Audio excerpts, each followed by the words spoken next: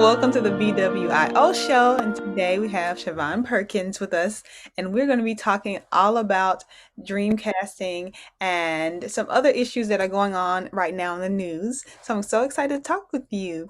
So, Chivonne is a soprano. Can you tell me a little bit more about your voice and about your journey in opera? Sure. Many would describe me as a full lyric or lyrical spinto or a baby dramatic, but I believe I am a full lyric soprano. Yeah, you sing down too. You sing so beautifully, and you heard Thank it in you. the intro, so y'all heard it, but you so you agree with me. I already know. Thank Yeah. you. So what can you tell me about the time you fell in love with opera? Yeah, I would say I fell in love with opera when I was told that I have like a really like strong operatic voice, and I had really no prior exposure to opera other than taking voice lessons in college and then discovering that I had that voice. And so everyone was like, "Oh my God, you need to listen to Leontine Price, and sometimes when you sing, you sound like her." So I'm like, okay, and I listened to her and I listened to Maria Callas and I said, wow. And I said, okay, interesting, interesting. And it's kind of like you know what your ability is, but you don't know how it compares to other people. And everyone's like telling me, you sound amazing and blah, blah, blah. And I'm like, thanks. But okay, I'm just being me. I'm just doing whatever. And when I performed Depuis le jour um, from Louisa for it's kind of like a evening concert for the music majors to kind of display what you were working on. And after that performance, like I knew at the very, very end where it was like Delicieusement au souvenir charmant, and you could hear a pin drop, Oh, and I could hear people sniffling, and then after that pause, someone was like clapping, and then I heard someone shush them like really loud, what? and I knew who it was. Hi, Victoria. And afterwards, it was like brava. People were crying, and that was a huge deal because that accolade only really went to the grad students and the visiting artists and the professors who would perform. So me, an undergrad, in my maybe third semester studying voice, I got that reaction. I felt like, okay, I think we're onto something. So Mhm. between Leontine Price, Maria Callas, and then my, I guess, breakthrough performance, that was like, I'm sold. Amazing. So people could tell that you had like an operatic voice even before you started really studying opera. No, not at all. Wow. No, not at all.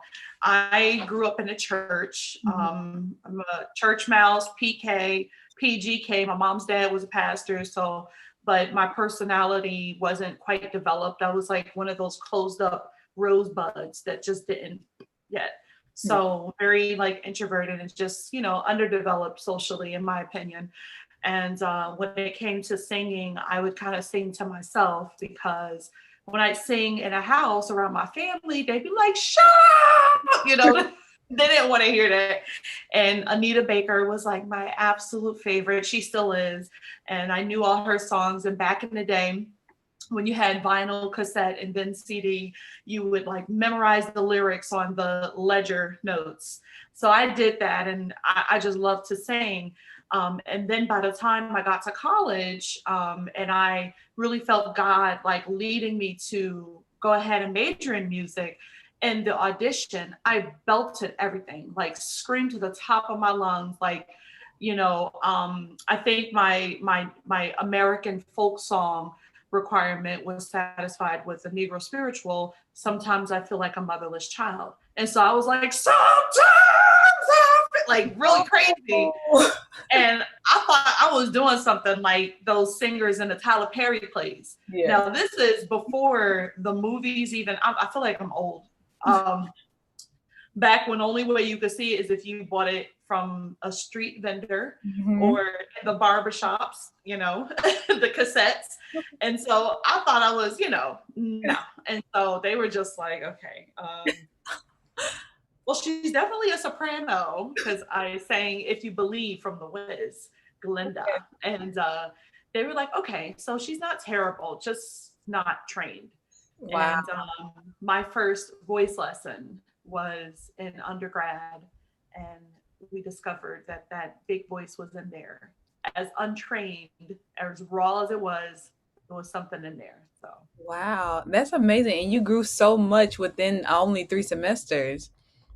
thank you. I mean, it's just kind of like you have a gift, and as raw as unpolished as it is, there's no denying when there's a gift. And I'm grateful that my time came when it did. I mean, so many times I was knocking, beating down the door of local music teachers and people who sang well to get voice lessons, and even some people who went on to do really amazing things would just put me in their choir, or I would like do some vocal warm-ups with some people in the church. And from my community, I'm from Plainfield, New Jersey, so there's like bursting from the seams in that town. There's so much talent. And so an actual focused voice lesson that happened in college.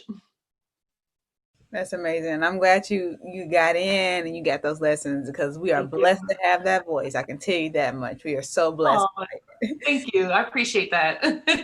So, how would you describe dream casting? I've never heard of dream casting before. I'm so excited. Okay, cool. So dream casting, I would say, is kind of like, a synonym for a dream is a vision. But I think vision has, I mean, they're really, in my opinion, they're not too different. I say dream casting because it sounds cute, but really it's visioning. And, I think it's Habakkuk. I forget the chapter and verse, but I know it's the book of Habakkuk. And I wrote this on my 5-year plan that just expired. Um, Write the vision, make it plain. And with dream casting, you take this vision that you run it up against the word of God, you run it up against affirmations that you live by, run it up against things that you just, no matter how hard you run from it, it's chasing you and you just can't shake it. And you cast it, you speak it into in existence, you manifest it, all those words. You do that, and then you put some soft plans in place, you put some absolute plans in place, and you also really govern yourself accordingly, as we say in the church. So it's kind of like programming. I love programming, as a project manager and all those other things. So, like with a program, like with the concert, if you're going to start out with your Mozart and then have your Strauss and maybe end with something else, you want to brace yourself and pace yourself and plan which ones make sense and what would be complementary with this thing here. So with the dream casting, I love to just talk about my dreams with other people, and I love to, say this is what I plan on doing. And you can consult with people on how to execute your dream, but not the dream itself. you know you don't necessarily want to have people validate your dreams unless there's like a prophetic word coming forth that you want to accept and receive. So it's a lot. I love it. I love it. So, do you mind sharing with us just about your 5-year plan and just dream casting and how that's worked for you up to Okay, this point? sure. So I haven't yet created a new one. So I'll share with you some details from the previous 5-year plan. Let me pull it up because I took a screenshot of it the other day. Yeah, I think I remember you talking about this when we had the lunch that one time when it was, before Yeah. you were talking this about how you kind of create your own destiny, like really work to do what you know is right Now, I'm not sure if you can see it. Hmm. Okay. It almost looks like a vision board almost. Yeah. So what I did was I created a collage on Microsoft Publisher, and then I sent it to Staples and got it printed out and laminated. And then I kept this on the doorway of my apartment back in New Jersey, where I have to pass it every day because that's where I sleep in my room. So every day I would lay eyes on it, knowing in the back of my mind, this is the plan, and write the vision, make it plain. You know, you shouldn't have to second guess it. If you not really having much exposure to the things that I want were to look at this, you know exactly what the plan is. And so, you know, I pray on it, and I ask God for guidance, and you know, I try to stay committed to certain plans. And there's some things on here that didn't happen. There's some things on here that, you know, just weren't meant to be. And then there are other things that I touched it, you know, but it developed into something else. And then other things that really happened. So I'm trying to give an example of one of the things. Um,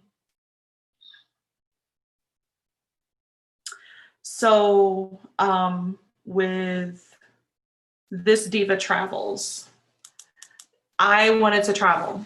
And I would say right after I created this, say this is something that I started 2014, 2015. It was New Year 2015.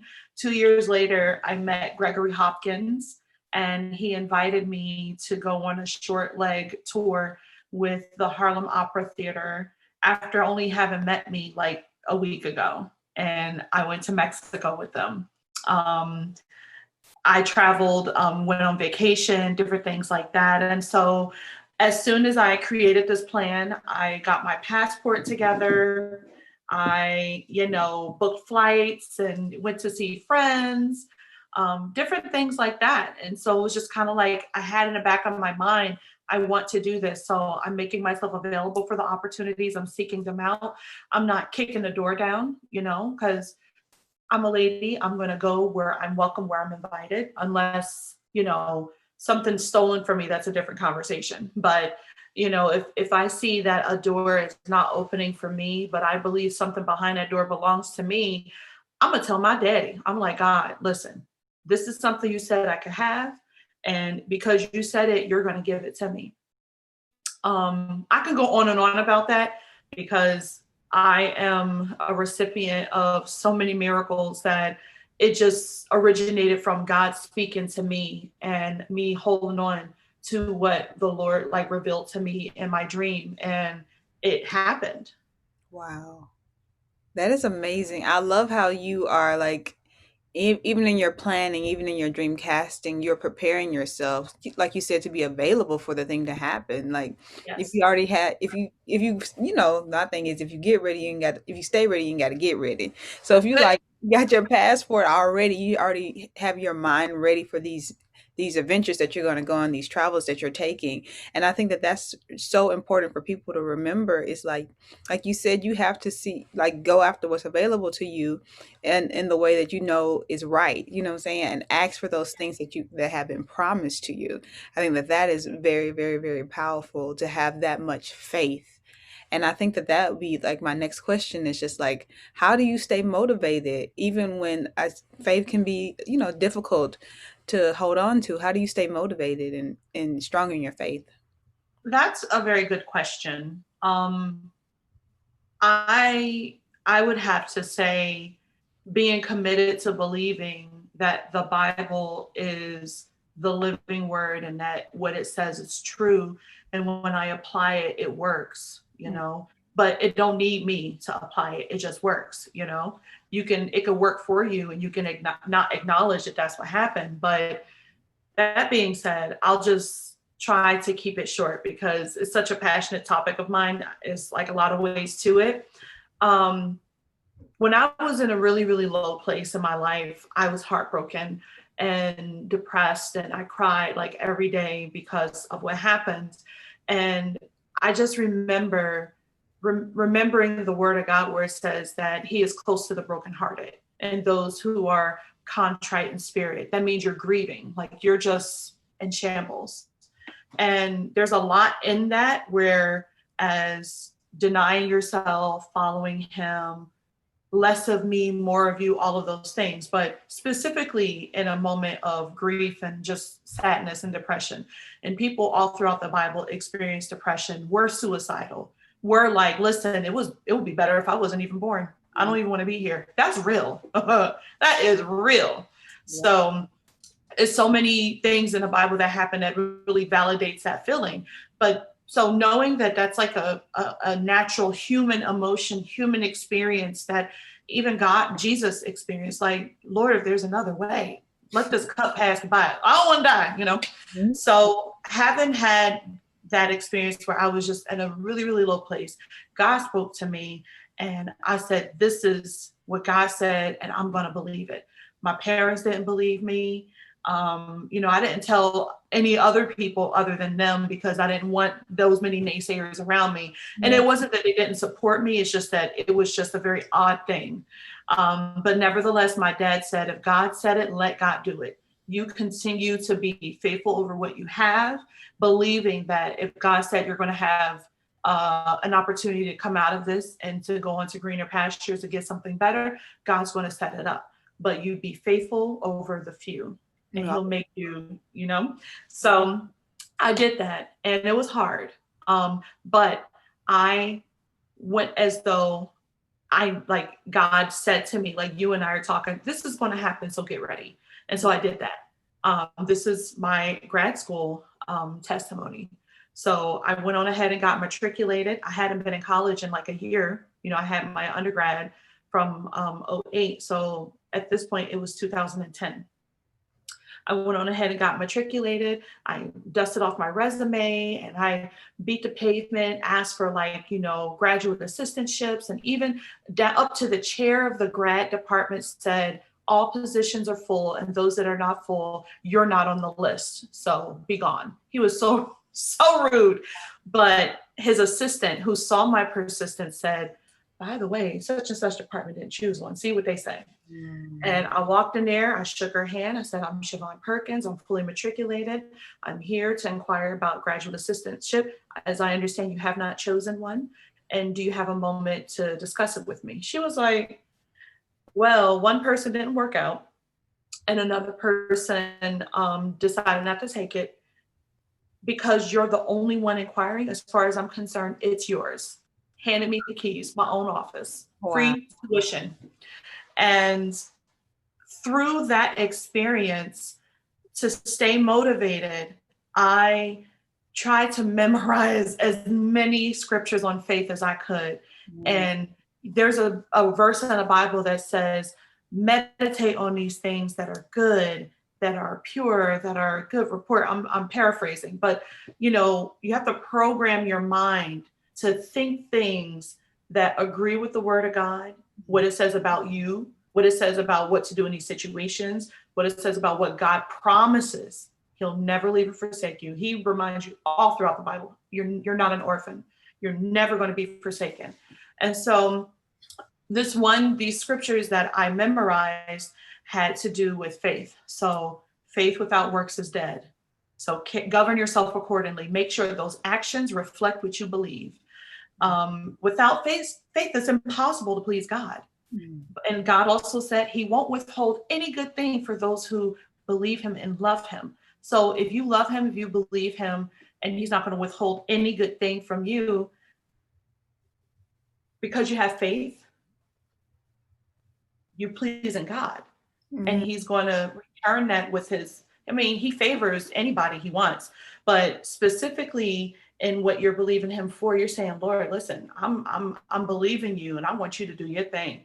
And he searches his eyes search the earth to and fro, looking for someone in whom he can show himself strong. Mm. So if his eyes land on you and you have faith and your works show that you have faith, Mhm. it's yours.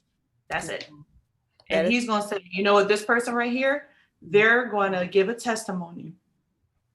And because of that testimony, people are going to be like, okay, God, I know you ain't nobody special. So God could do that for me too. Yeah, I And love they overcame the enemy by the blood of the lamb and the word of their testimony. I know I'm preaching, but you are. because of that testimony is going to really break the chains of bondage. And that bondage is self-doubt, is believing that it's going to be like this always, and nothing's ever going to happen to me, but it happens to people who was born with this circumstance, and you count yourself out. But God doesn't say anything about you. Nothing about what God says about you is that, you Mhm. know? So, I love anyways, it. I love how I got to stop. you're ministering to me because, girl, it's hard. And I know for a lot of people who may be watching, it's quarantine time. Yeah. It's you figuring out auditions. You're trying to get where you want to be. Your life is not panning out the way you imagined, and then it's just like, so what is the point? So Mm, what is the point? But I feel like you're just telling us to keep having that faith and yes. overcoming. And I love how you applied. One of the scriptures is just to like to like mental and emotional health. It's just like I know that God is going to help me be better, and Yeah, that's enough. And that's enough to get you to the point where it will get better. And I it think will. that's something that I've never really heard before, and I love that kind of that is also faith. Faith that I'm going to get better. That there is Yeah. hope. Yeah. I love that. It might suck right now to whoever is watching this. It may really suck. You might find yourself the lowest of lows that you've ever experienced. And to give up would be to not see what the end will be. Mm. And to know that just like with a garden, when you plant the seed, you got to make sure that the earth is good, you know? Right. So if you're putting good thoughts into a brain that's conditioned to sink it, you're killing that seed. So Mm. you have to germinate the seed, let the roots grow, water it, get some sunlight, talk to your plants, put it somewhere, dress it up, make it look nice. And those thoughts that you're planting in your mind, make sure that they multiply Mhm. by acting as though you believe what you think. Right.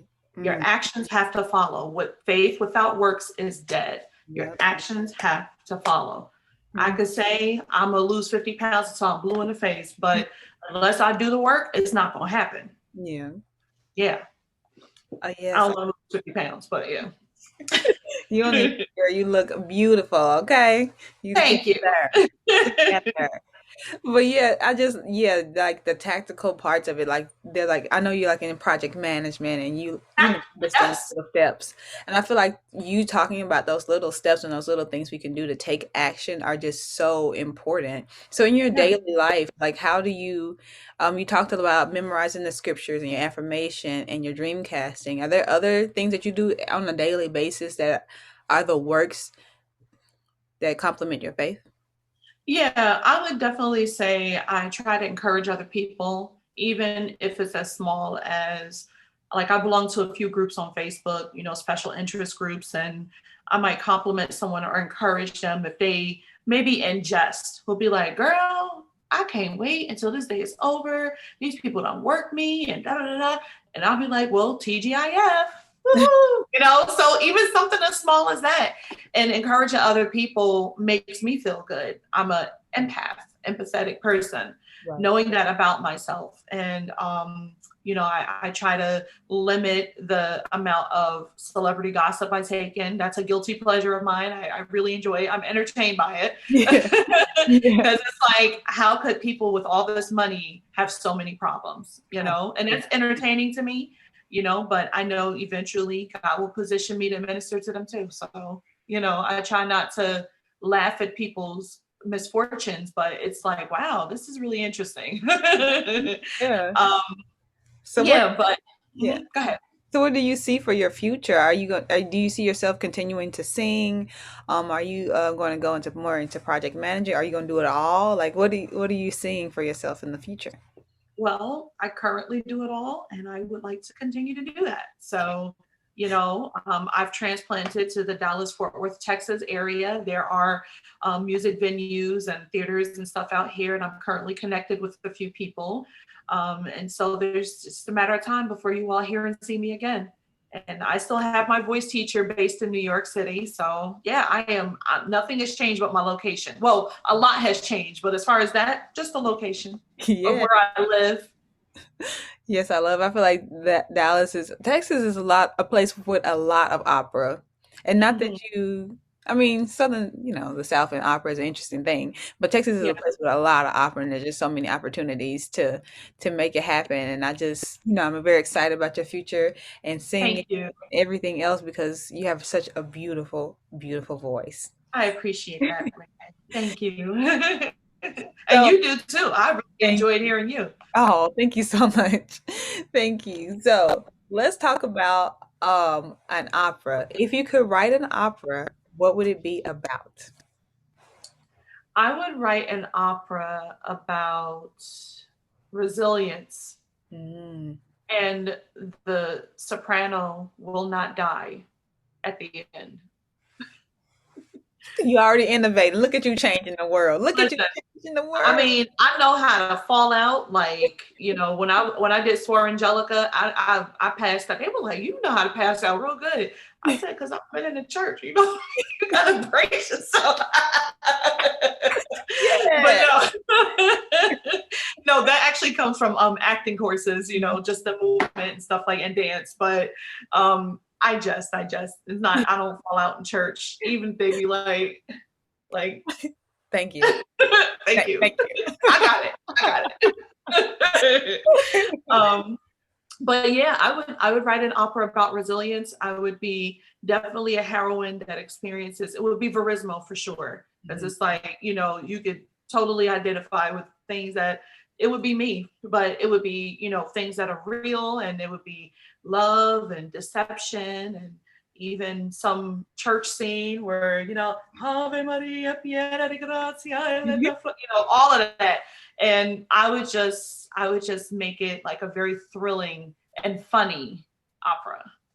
Okay. I would love to see that. I feel like we need that in this time. Okay. We need Okay, that. well, I guess I need to put the pen to the pad then. Yeah, yes, yeah. Another thing to add to your Dreamcast. I'm not making your Dreamcast and thing, but I'm just gonna say, Hey, listen, you planted that seed, so let's see what come this of is what it. happens. And I feel like there's just so much opportunity now because everybody's looking for content creation. I mean, Mhm. I feel like it's going through the roof because people need so much, entertainment right now. So yeah, Yeah. it's a great opportunity. Yes, yeah. Yeah. So, do you have any thoughts about like what's going on in the world today, specifically as it relates to the coup that happened in DC? I know living here, it's quite interesting. Yeah. I would definitely say that it was a shock to those of us who experienced like a little bit of breathing room during President Obama's presidency Hmm. to have number 45. I can't even call him by his proper surname. I never did. Right. Um, and that's as much respect I can muster up, really. That was like a shock. It's like being thrown into like freezing water, sub-zero water, and like a slap in the face after that. It was terrible. Right. Um, I I just I grieve for those whose efforts ended in martyrdom. Mm, And I grieve those who didn't plan on being a martyr, yeah. like Breonna Taylor and Mm, George Floyd. And I feel a level of, I won't say anger. I don't like, I'm angry, but I'm beyond anger because that kind of grows into something else that you internalize, and I can't have that in my life. But there's like a disconnect, you know, of people who justify any of that. you're right. The yeah buts, the howevers, the nonetheless, well, all of that. Yeah. I'm just like, I don't get it. Yeah. And I stopped trying to put my feet to the fire to understand it. Because you can't reason with crazy. You cannot. Let them be crazy. Yeah. But folks that's crazy, they ain't stupid. Because, what's at the root of that is greed, Hmm. is greed for influence, for power. You know, I'm going to try not to go off on my happy hour tangents that I have with people that know me and know my heart, so I could talk crazy. But this is going to reach a few different type of eyes. But I Yeah. would just say, when you have a history of colonizing, of brutalizing, of overtaking, of just misappropriating, and it never stopped. Like, you continue to do that, and then to disassociate yourself with what it means to be accountable. Mm.